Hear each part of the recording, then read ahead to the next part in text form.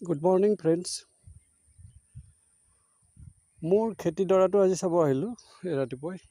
তো কেনেকুৱা হৈছে তো তাকে মানে এতিয়া এই পিছত যিবিলাক ৰুইছিলোঁ সেইটো এৰিয়াটো মই ফাৰ্ষ্টতে আপোনালোকক দেখাই আছোঁ।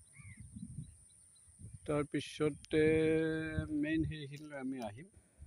এতিয়া মোৰ নিচেই কাষতে আছোঁ। এই গজাবোৰ ইমান ডাঙৰ ডাঙৰ হৈছে। এইখিনি হ'ল ৰঞ্জিত। তাৰপিছতে অলপ ইফালে আছে জহা। মই জহাও আপোনালোকক দেখুৱাবলৈ সক্ষম হ'ম।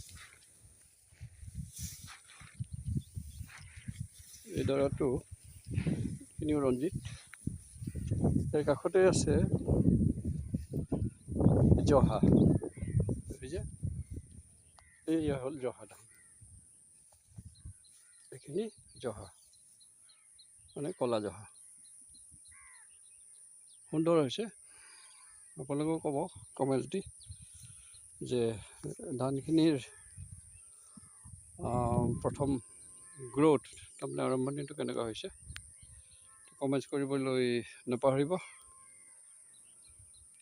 আৰু আজিৰ পুৱাৰ সকলো লোকে গুড মৰ্ণিং থাকিল।